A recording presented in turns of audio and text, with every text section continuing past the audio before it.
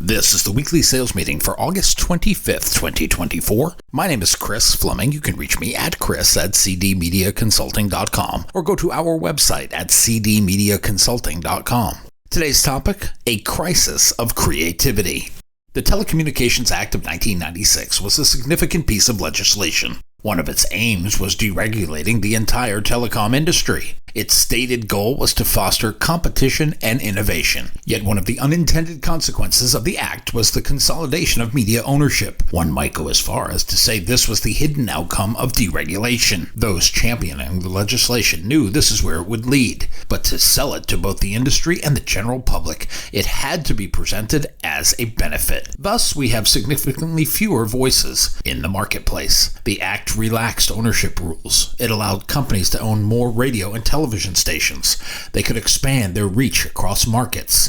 This led to significant mergers and acquisitions within the industry. With fewer large corporations controlling more media outlets, there has been a reduction in diversity. There has been a decrease in local content despite what proponents claim. Critics argue that this consolidation has led to homogenized content. This content is less reflective of local communities. It is more influenced by corporate interests. Consolidation created higher barriers to entry for smaller independent media companies. This has made it difficult for new competitors to emerge. There is no real challenge to the dominant players in the market. The consolidation of media ownership illustrates how deregulation can lead to unintended consequences. These unintended consequences shape the future of the industry. These were contrary to the original intent of fostering competition and diversity. Once deregulation happened, the floodgates of public money rushed to the field. Wall Street couldn't wait to grab this new real estate. In turn, it could use its cost-saving measures in the broadcast business. 20% margins became 30, 40, or 50. Margins achieved by eliminating roles the bean counters deemed irrelevant or redundant. This has brought us to today. Cost-cutting has eliminated many of the local connection points across many markets. What was once a strength of local broadcasters had been replaced by homogeneous, watered-down content, and much of this content can be found online. The cutting edge is no longer occupied by broadcasters. Because of mass consolidation, risk-taking and experimentation have taken a back seat. If someone else has not done something before, it never sees the light of day. When someone else has done it first, it might have a chance to be copied by another group, but it will always be a bad copy. Bring on the artificial intelligence. AI is changing the world in remarkable ways. From how we communicate to how we work, AI is making things faster and more efficient. But there are growing concerns about how AI might cause a crisis of creativity. Artificial intelligence is now performing tasks that usually required human intelligence. These tasks include learning, reasoning, problem solving, understanding language, and recognizing emotions. AI systems use algorithms and large amounts of data to make decisions. This way they can solve problems on their own. Before diving into the potential crisis, it's important to recognize that AI can enhance creativity. AI tools can help artists, writers, and musicians. It can help generate ideas. It can suggest potential improvements. For some, it has been used to create entire pieces of work. AI can help writers overcome writer's block. It can generate prompts, research articles, or assist musicians in composing new melodies. As AI tools become more advanced and accessible, there is a risk that people may become overly dependent on them for creative tasks. Instead of developing and honing their own skills, we might rely on AI to generate ideas or write stories. Imagine a student who uses an AI tool to write essays. Over time, the student may rely more on the AI and less on their own writing skills. Creativity and effective communication skills might go out the window. AI algorithms are designed to analyze and learn from existing data. When AI is used to create new content, it often combines elements from existing works. This can lead to a lack of originality, as AI-generated content may be a remix of what already exists, all because that is the baseline of learning. The result is a saturation of the market with similar-sounding works. One might argue this is already happening. There is an article that appeared in The Atlantic. It was entitled AI and the Homogenization of Art. It discusses how the use of AI in music and art creation can result in homogenized content. This content lacks the uniqueness and originality of human-created works. As AI-generated content becomes more prevalent, there is a big risk. That risk is human creativity gets devalued.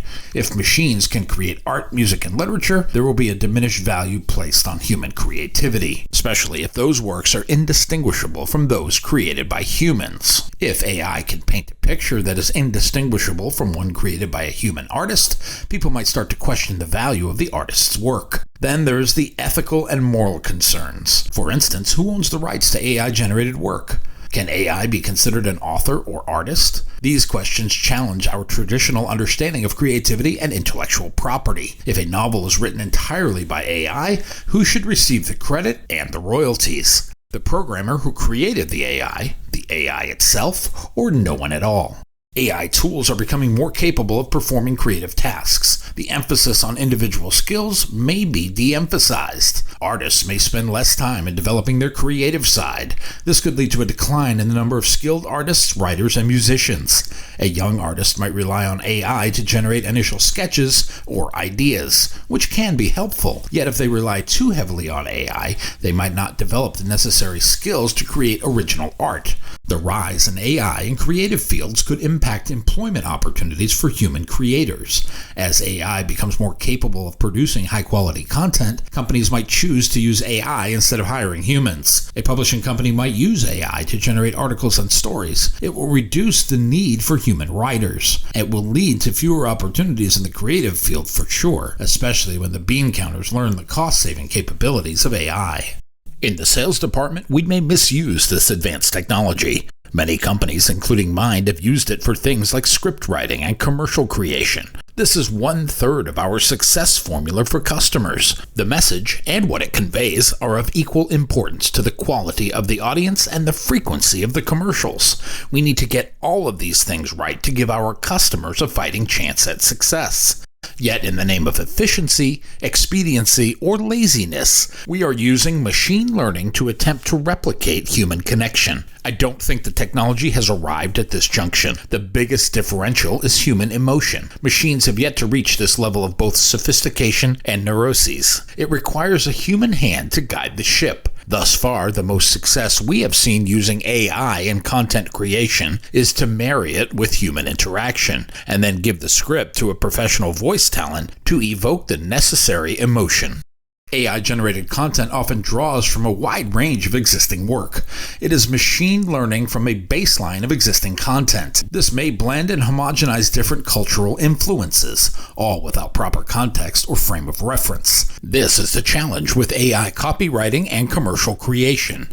Some regional phrases and nuances are not accounted for on a computer. Take Coca-Cola, for instance. If left to machine learning, this popular beverage could take on a whole new meaning, depending on where you live. I grew up in Massachusetts. As a child, this was referenced to as a soda or carbonated beverage. I later moved to the Midwest, where I learned this category was referred to as a pop. And later still, I wound up living in Atlanta and discovered the entire category was made up of Coke. That is, if you wanted an Orange Coke, Sprite Coke, or Coke Coke. All of this subtlety could be missed by blind allegiance to the AI output. I am not suggesting that you don't use it, as it is already here. Embrace the use of AI. It is happening with rapid adoption, but don't view it as a replacement for human creativity. Look at it as a collaborative tool. AI should be used as a tool to enhance human creativity. Look at it as a personal assistant who can provide you new ideas and perspectives. Use it as a foundational tool to build your ideas. As a scriptwriter, use it to suggest ideas to connect with your clients. Then use your own skills to enhance the connection point to the customer. This collaboration can lead to a unique creation. These creations would never be achieved alone by either humans or AI. Investing in creative education and skill development will ensure we continue to develop our creative abilities. If you are not doing training on commercial copywriting at your business, you should start. Work on how to write for broadcasts, the internet, and any other platform you will use for communication. Learn how your skills can partner with the AI world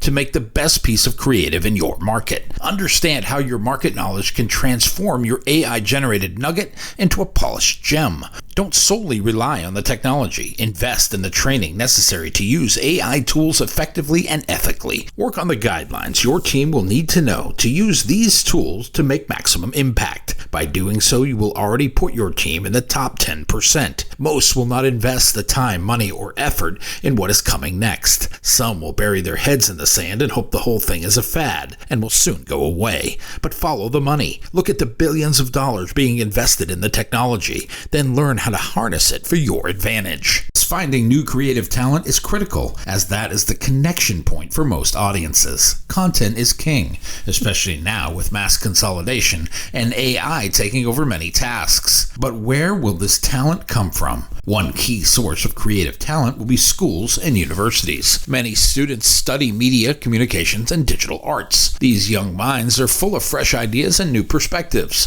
Internships and partnerships with media companies can also help students gain real-world experience. Another source of talent is online platforms. Many people showcase their creativity on YouTube, TikTok, or Instagram. These platforms are full of talented individuals who create content.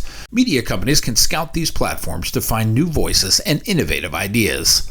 By collaborating with these content creators, broadcasters can tap into a new pool of talent. AI might change the way we find and nurture creative talent too. AI can help identify trends and what audiences like. It can analyze data from social media and other sources to find up-and-coming creators. But AI can't replace the human touch when it comes to creativity. People are needed to come up with original ideas. We need to be well-versed in telling compelling stories. These stories can connect with audiences on a very personal level. Even with mass consolidation, small independent creators will continue to be important. These creators often take more risks. They push boundaries because they are not tied to these big corporations. They can bring fresh and unique content to the broadcast business. Supporting and partnering with independent creators can help media companies stay innovative. Creative talent in the broadcast business will come from a mix of sources. These include traditional education, online platforms, AI, and independent creators. By embracing these sources, the broadcast industry can continue to thrive. Its main goal should be producing exciting original content. Broadcasters no longer have a bench. They no longer use non-prime hours to develop talent. They will need to find this talent in other forums and bring them into the broadcast world. In doing so, we will need to incorporate the new skills this next generation brings to the table, rather than trying to break them into conforming to the old way of thinking. Filling our coffers with the human capital of the artistic mind will help us avoid a crisis of creativity.